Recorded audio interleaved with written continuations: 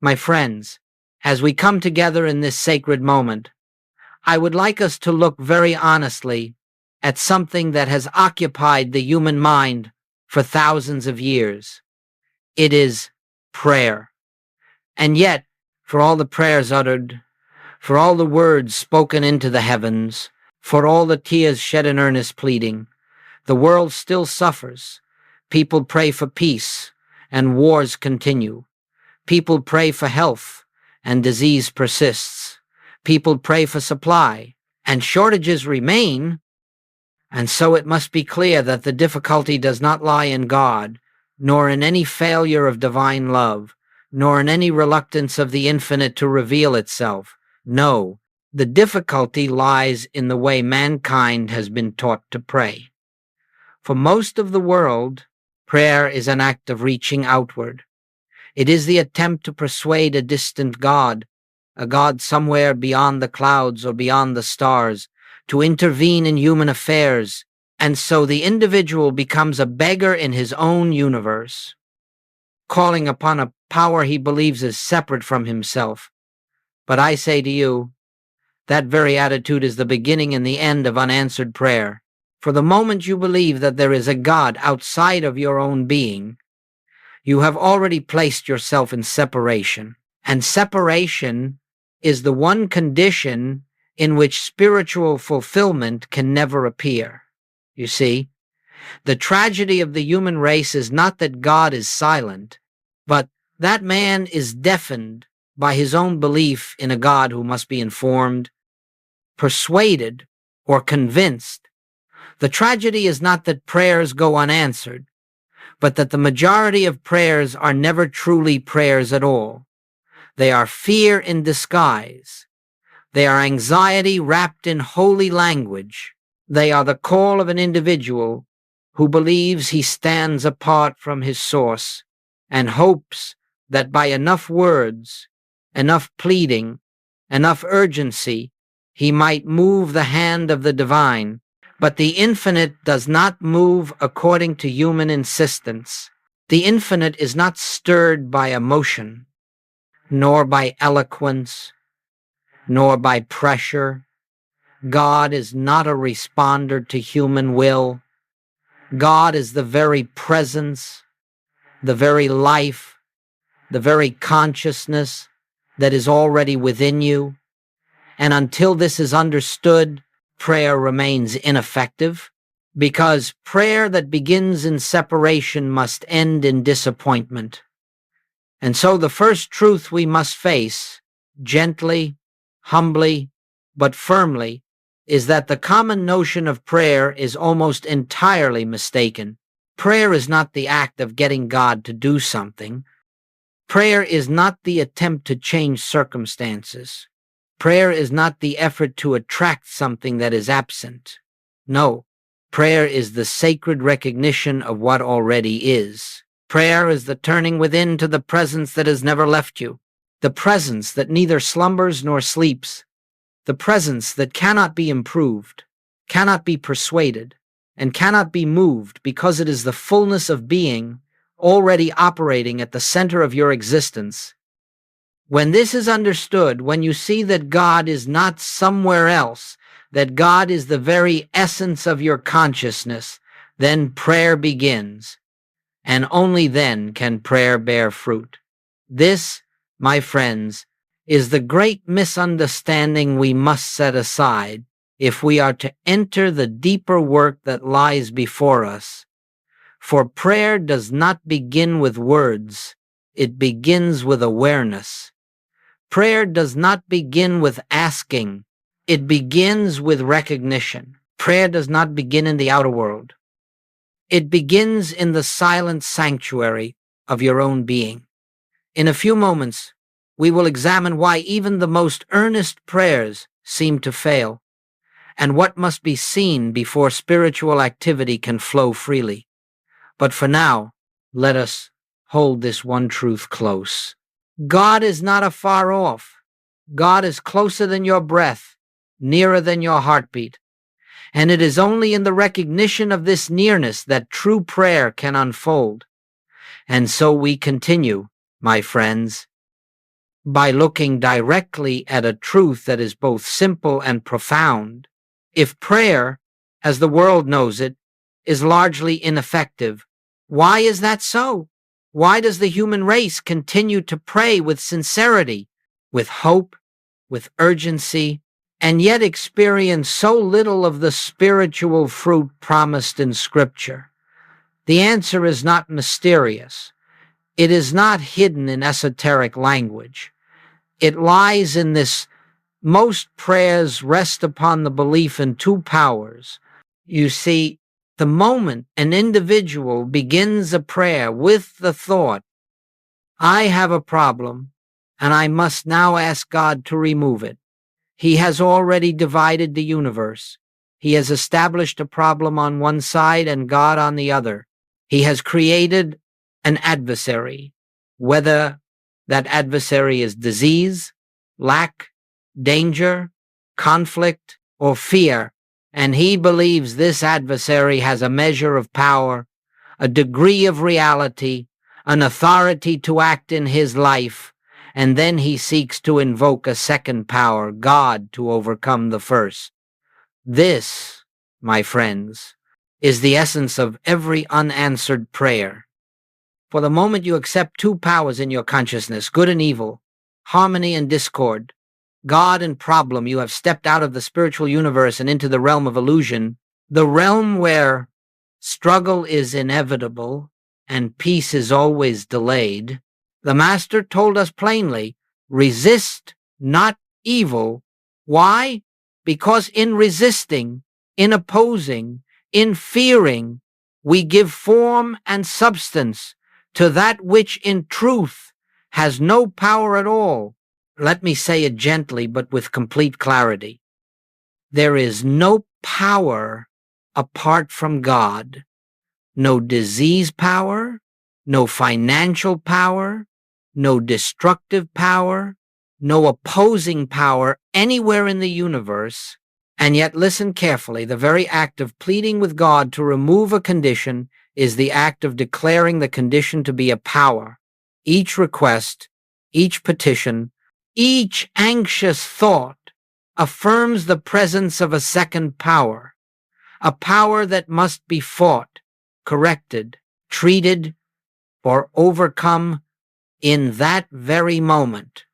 The prayer loses its spiritual force because the individual is no longer abiding in truth. He is struggling within a divided mind. Understand this well. If you pray to God to fix something, you are already confessing that something stands outside the government of God. If you pray to God to heal, you are already accepting disease as a reality. If you pray to God to supply your needs, you are already conceding that supply is lacking. And if you pray to God to remove fear, you are already upholding fear as a genuine power. This is why prayers go unanswered, not because God refuses, but because man prays from a state of spiritual ignorance, unconscious of the fact that he is affirming exactly what he hopes to dissolve. True prayer, the prayer that bears fruit, begins with the recognition that there is no power apart from the one. There is not God and something else. There is not spirit and material condition. There is not the infinite and a problem. There is only God, only presence, only the one life expressing itself. And so before prayer can be effective, this fundamental error must be removed from thought. The belief in two powers must dissolve. The divided mind must become a single mind. The consciousness must return to its original purity. God as the one power, the one presence, the one reality. Only then can prayer unfold into realization in the next part.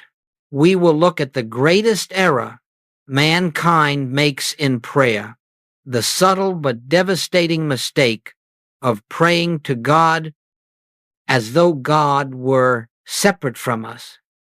But first, Hold this truth. All unanswered prayer has one root, one cause, one misunderstanding, the belief that there is a power other than God. When that belief is surrendered, prayer becomes not an act of asking, but an experience of revelation. Now, my friends, let us come to the heart of a truth that must be grasped before spiritual practice can bear its full fruit. If the belief in two powers is the root of unanswered prayer, then the branch of that same tree is the belief that God is someone, somewhere, to whom we must speak, from whom we must draw help, upon whom we must call, as though he were outside of our own being. This is the fatal mistake that has crippled the spiritual life of humanity for centuries, the belief that prayer is directed to God. You see, the very moment you turn toward a God afar off, you have stepped into illusion. You have placed God in time, in space, in distance. You have imagined a God who must hear, must respond, must travel from the invisible world into the visible, and in doing so, you have separated yourself from the only place where God can ever be known, within your own consciousness. Let us be absolutely clear. God is not in the sky. God is not in a temple. God is not in a book, a ritual, a doctrine, or a system of human belief. God is the very presence of your own being, the life that animates you, the consciousness by which you are aware. The kingdom is not coming from without. It is recognized from within. And yet, how often people pray as though they were calling across a great distance, God heal me, God save me, God help me, God give me what I lack. All such prayers, no matter how sincere, are prayers of separation. A prayer that begins with God do something has already declared God is not here. A prayer that begins with God give me has already declared I do not have. A prayer that begins with God save me has already declared something has power over me. And so the prayer fails, not because God refuses to listen, but because the one praying has not yet entered the truth of oneness. You see, my friends, prayer does not go outward. Prayer arises from the depth of being. It is not spoken to God. It is spoken from God. That is why Jesus could say, I can of mine own self do nothing. The words he spoke, the works he accomplished, were not of a man pleading with a deity, but of God speaking through a consciousness, surrendered to the one. To pray from God is to recognize I and the Father are one. All that the Father is, I already am. All that the Father hath is already mine, not through acquisition, but through realization. In that moment, prayer is no longer an act of petition. It becomes an act of recognition. It becomes the silent acknowledgement of the presence that is forever functioning at the center of your being, forever complete, forever whole, forever expressing itself. And so the fatal mistake, the mistake that ends prayer before it begins, is the belief that God is absent and must be summoned. God cannot be summoned. God is omnipresence. God cannot be persuaded. God is perfection. God cannot be moved. God is already the fullness of all being. When you pray to God, you pray from separation. When you pray from God, you pray from oneness. This, my friends, is the pivot upon which the entire spiritual life turns. And when this truth is felt, even in a small degree, the tone of prayer changes. It becomes quiet. It becomes peaceful. It becomes a resting, not a striving. And from that resting, the activity of God begins to flow. In the next section, we will come to the great turning point, the split second of awareness that transforms prayer from human effort into divine realization. But before we take that step, let this truth rest gently in your heart. God is not reached through prayer. God is revealed through prayer. And prayer, to be effective, must begin in the recognition that God is already where you are. And now we arrive, my friends, at that sacred moment upon which the entire structure of spiritual living rests. It is not a moment measured by the clock. It is not a moment born of effort or discipline. It is a moment that may come in the midst of silence or in the midst of turmoil, in the quiet of your room or in the noise of the world. It is the split second of awareness in which you awaken to the truth that God is not someone you reach for. God is the very presence that lives you. This instant, this inner turning, this dawning recognition is what changes every prayer. For until this moment arrives, prayer remains an activity of the human mind, seeking, reaching, asking, hoping. But the moment the truth is touched, prayer ceases to be a human act and becomes a divine revelation. It is here, in this flash of awareness, that the burden lifts, the fear dissolves, the struggle ends, not because the outer condition has changed, but because you have awakened from the dream of separation. Let me speak plainly. True prayer is not asking. True prayer is awareness. Awareness of what? Awareness of oneness. Awareness of the one power. Awareness that the presence you seek is the presence that is already functioning at the center of your being. In that instant of realization, the entire fabric of the problem begins to unravel, not through force, not through effort, not through will, but through the simple recognition that there is no other power acting upon you.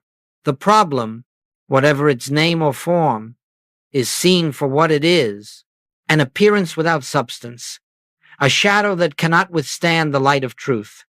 When the truth dawns, you do not say, "My problem is solved." You say, "There was no problem in God, and therefore none in me." You do not say, "God has removed the illness."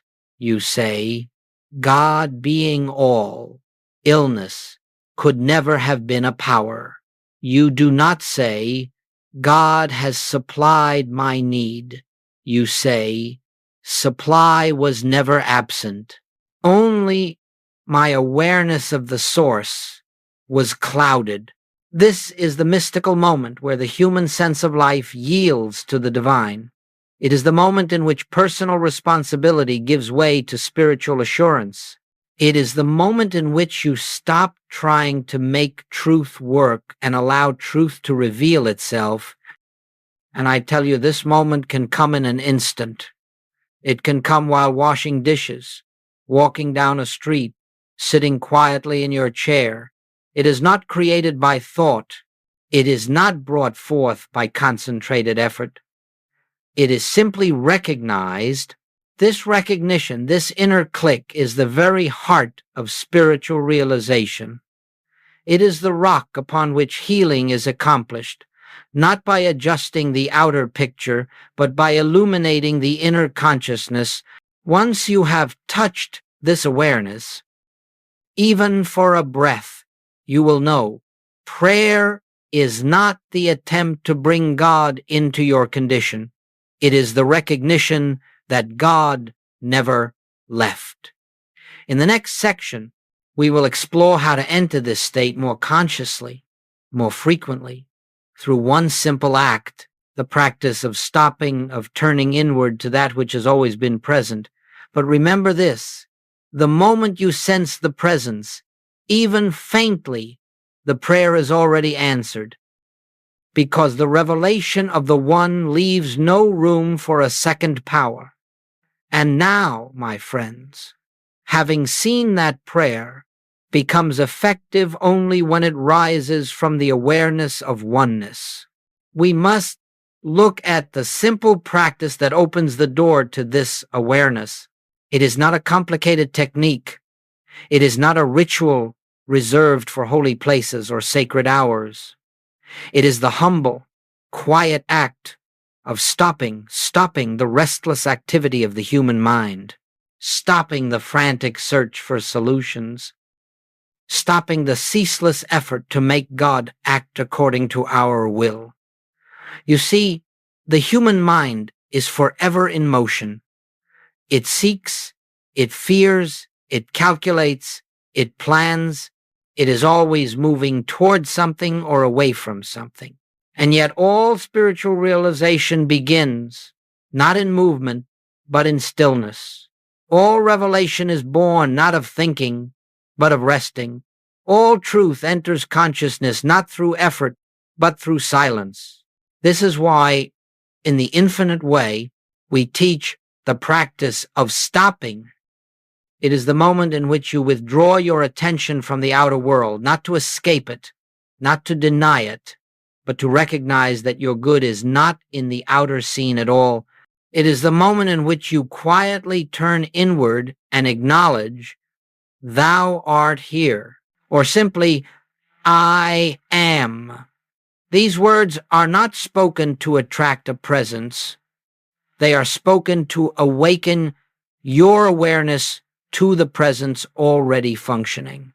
They are not words of request. They are words of recognition. They do not aim to change anything.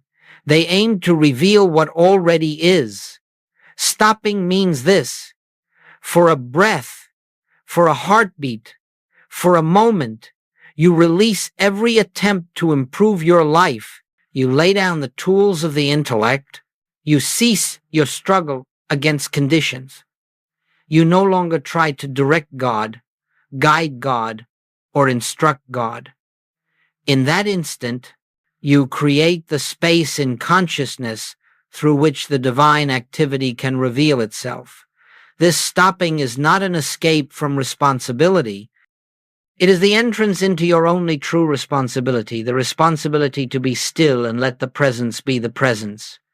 Nothing is gained by continuing the mental noise that has governed human living for thousands of years. Something is gained, everything is gained when the noise is silenced. And this practice is not reserved for long hours of meditation. In fact, I would urge you not to wait for long hours. The mind will resist. The world will interfere.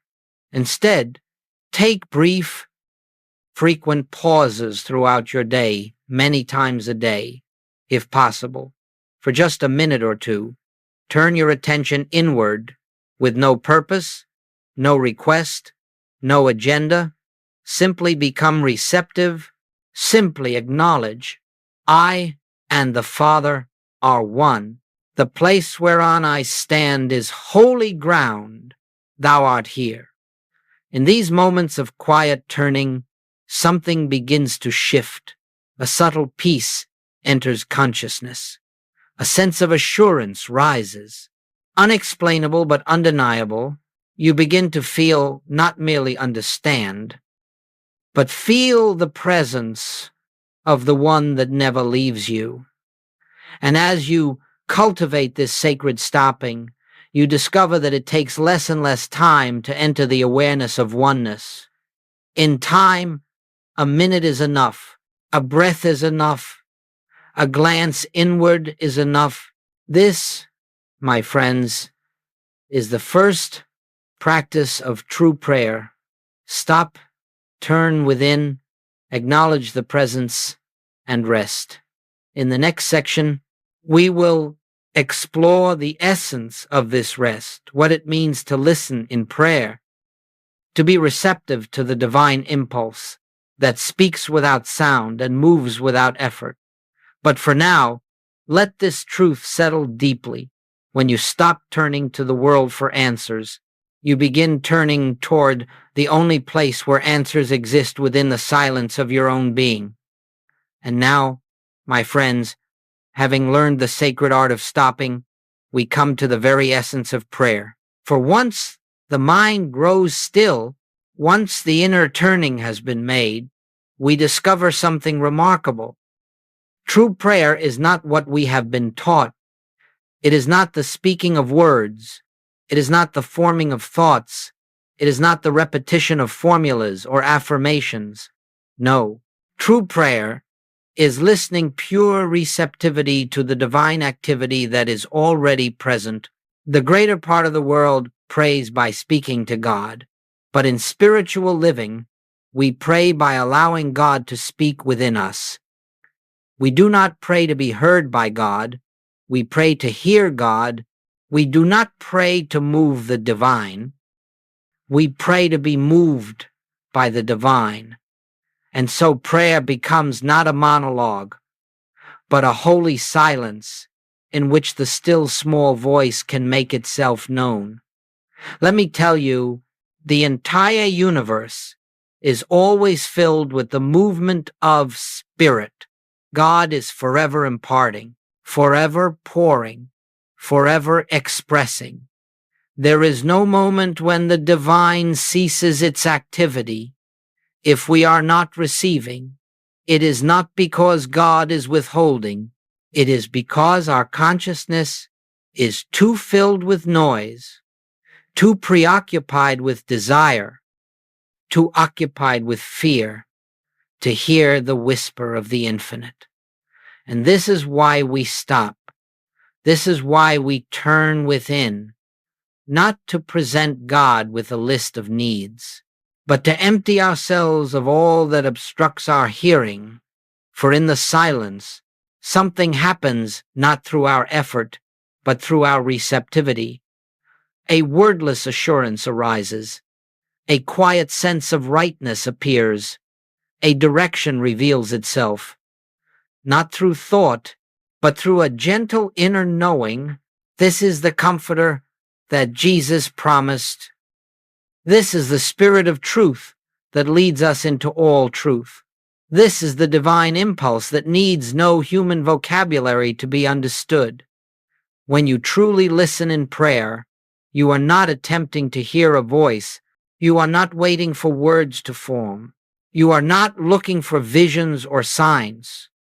You are simply becoming receptive to the movement of God, the flow of grace, the unfolding realization that begins as a feeling, a peace, a certainty that wells up from within. You may find, at times, that nothing at all seems to happen. There is only quiet, only stillness.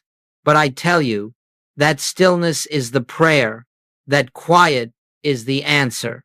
For in that moment, you are resting in the presence, and the presence is doing its work long before your outer life reflects harmony. The inner harmony has begun. Long before the appearance changes, consciousness has changed, and that change is the seed from which every demonstration grows. This listening is not something you force. It is not something you strain to accomplish. It is an allowing, a yielding, a gentle opening of the soul to God's activity. And as you practice this receptive silence, you will discover that the divine impulse comes in many forms. Sometimes it comes as a sudden, knowing, complete, whole, unmistakable.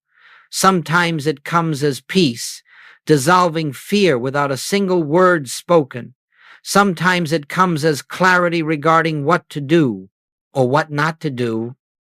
And sometimes it comes as an inner conviction that all is well, even when nothing external has yet changed. But always it comes within. It does not come from the world. It does not come from people.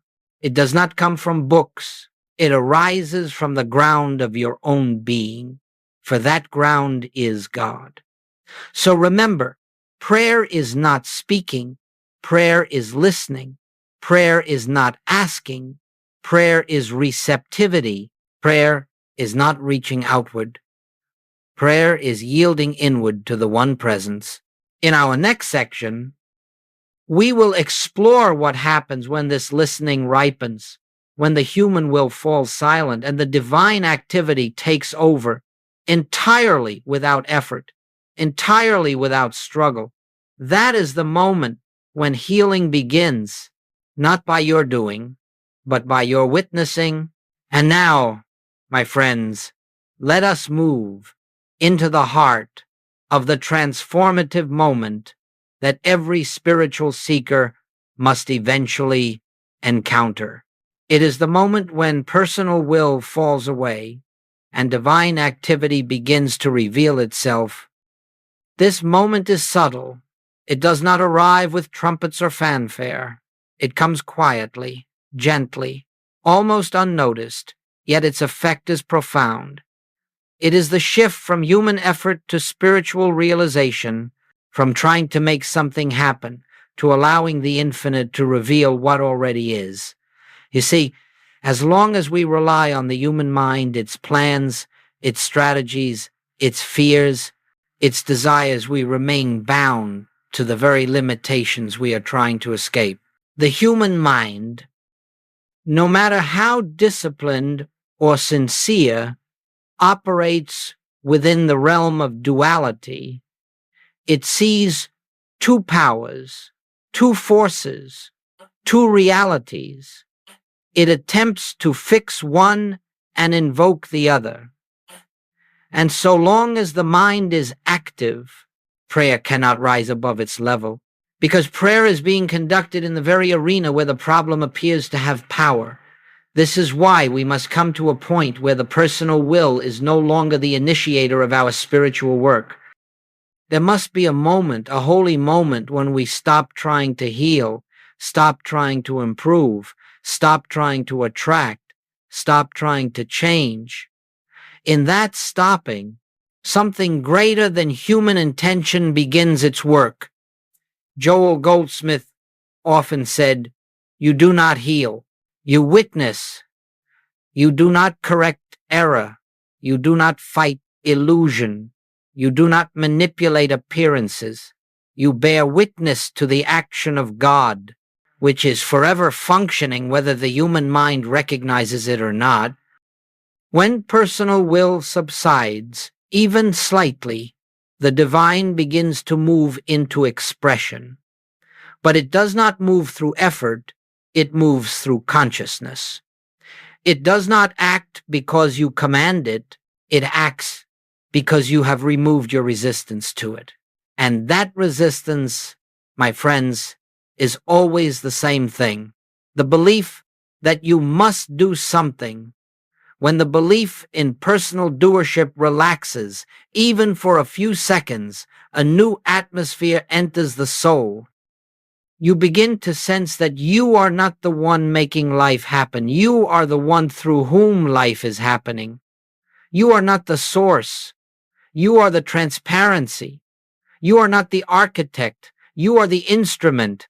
This is the inner shift that marks the beginning of all true demonstration. It is the moment when you see, I no longer need to struggle with this condition because the divine presence is already here. I no longer need to fight this fear because fear has no law to support it.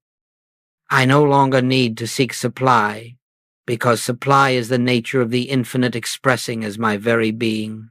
And when this realization dawns, the problem, whatever its form, begins to dissolve, not because you solved it, but because the belief that gave it life has been withdrawn. The outer appearance changes because the inner standpoint has changed.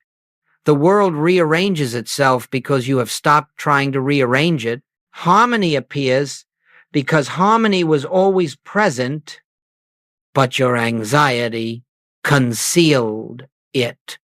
This, my friends, is the spiritual truth. All problems dissolve in the presence of realized oneness, because there is simply no place for a second power to operate. Where oneness is revealed, Fear cannot remain. Where oneness is understood, lack cannot persist. Where oneness is felt, the sense of isolation disappears, and love flows of its own accord. And this shift, this yielding, is not a one-time event. It happens again and again, in the small moments, in the brief pauses, in the quiet acknowledgments. Each time you stop relying on yourself and lean into the presence, and consciousness expands.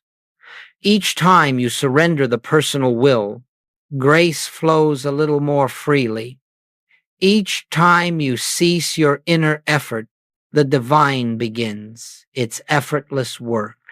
In the next section, we will look at how this inner shift becomes the foundation of daily living, how spiritual realization is carried into the small moments of your life, transforming ordinary experiences into opportunities for awareness until eventually you live not intermittently in God, but continuously in the consciousness of the One.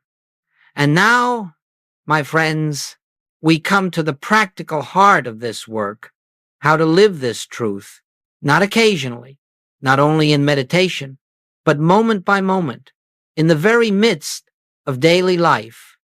For spiritual realization is not reserved for holy hours or sacred retreats. It is meant to permeate every ordinary moment while you are speaking with a friend, reading a newspaper, washing dishes, standing in a grocery line, or caring for your family. Wherever you stand, the ground is holy if you know who stands there. You see, the presence of God does not visit you in meditation and then depart when you open your eyes. No. The presence is constant, unbroken, unchanging. What shifts is not God, but your awareness. And so the task of the spiritual student is simply this: to remember again and again the truth that has already been revealed, not by forcing, not by straining, but through gentle, consistent turning. When a moment of fear arises, stop. Do not argue with it. Do not analyze it. Do not fight it. Stop.